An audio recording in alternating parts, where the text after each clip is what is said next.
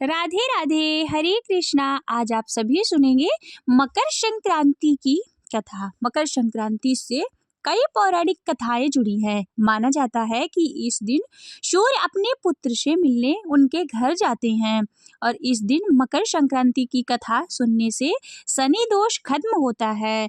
जब ग्रहों के राजा सूर्यदेव मकर राशि में गोचर यानी मकर राशि में प्रवेश करते हैं तो इसे मकर संक्रांति के रूप में मनाया जाता है। मकर संक्रांति के त्योहार को बेहद उत्साह के साथ मनाया जाता है। इस अवसर पर सूर्यदेव की पूजा अर्चना करने का विधान है। मकर संक्रांति को खिचड़ी के नाम से भी जाना जाता है। आज यानी 14 जनवरी 2025 को मकर संक्रांति मनाई जा रही है। मकर संक्रांति के दिन पवित्र नदियों में स्नान करने का विशेष महत्व माना जाता है।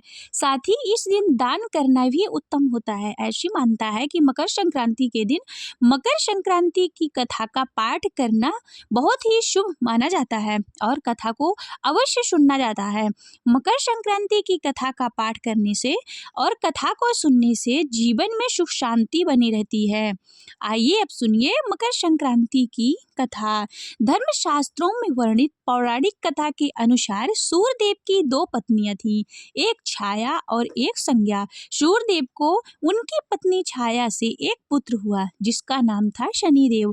सूर्यदेव और उनके पुत्र शनिदेव के संबंध अच्छे नहीं थे और इसके पीछे का कारण था कि शनिदेव की माता छाया के प्रति सूर्यदेव का खराब व्यवहार। दरअसल जब शनिदेव का जन्म हुआ था तो उनका काला रंग देखकर सूर्यदेव क्रोधित हो गए और सूर्यदेव ने कहा था कि ऐसा पुत्र मेरा नहीं हो सकता। शनिदेव के जन्म के बाद से ही सूर्यदेव ने शनिदेव और उनकी माता छाया को अलग कर दिया था। शनिदेव और उनकी माता छाया दोनों जिस घर में रहते थे उसका नाम कुंभ था। सूर्यदेव के इस व्यवहार से उनकी पत्नी छाया क्रोधित हुई और उन्होंने सूर्यदेव को कुष्ठ रोग का श्राप दे दिया। छाया के इस श्राप से क्रोधित होकर सूर्यदेव ने छाया और शनिदेव का घर जला दिया। इसके बाद सूर्यदेव की पहली पत्नी संज्ञा से हुए पुत्र यम ने सूर्यदेव को छाया के श्राप से मुक्ति दिलाई। साथ ही यम ने सूर्य के सामने मांग रखी कि वह माता छाया और शनि के प्रति अच्छा व्यवहार करें। इसके बाद सूर्य को अपनी गलती का एहसास हुआ और वे छाया और पुत्र शनिदेव से मिलने के लिए उनके घर पहुंचे। जब सूर्य शनि के घर पहुंचे तो वहां सब कुछ जलकर राख हो गया था। सूर्यदेव को देखकर शनिदेव बेहद प्रसन्न हुए और उन्होंने काले तिल से अपने पिता का स्वागत किया। शनिदेव के इस व्यवहार से सूर्यदेव बहुत ही प्रसन्न हुए। सूर्यदेव ने शनिदेव को एक नया घर भेंट किया जिसका नाम मकर था। सूर्यदेव के आशीर्वाद से शनिदेव दो राशियां कुंभ और मकर के स्वामी बन गए। सूर्यदेव ने शनिदेव को आशीर्वाद दिया कि वे जब भी उनसे मिलने उनके घर आएंगे तो उनका घर धन धान्य से भर जाएगा।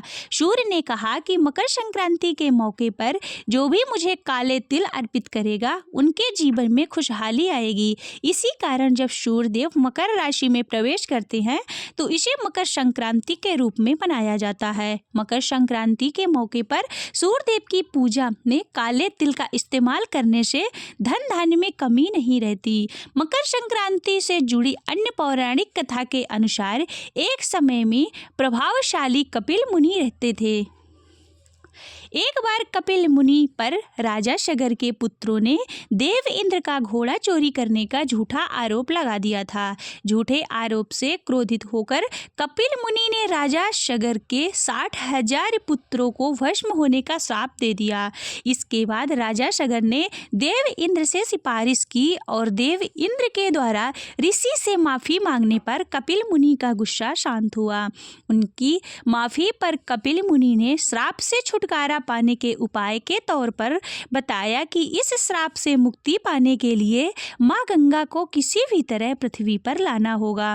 राजा सगर के पोते अंशुमान और राजा भागीरथी की कठोर तपस्या के बाद पृथ्वी पर माँ गंगा प्रकट हुई। धार्मिक मान्यता के अनुसार इसके बाद जब राजा सगर के 60,000 पुत्रों को मोक्ष की प्राप्ति हुई तब से हर साल मकर संक्रांति का पर्व मनाया जाता है और मकर संक्रांति पर पर गंगा स्नान की मान्यता चली आ रही है।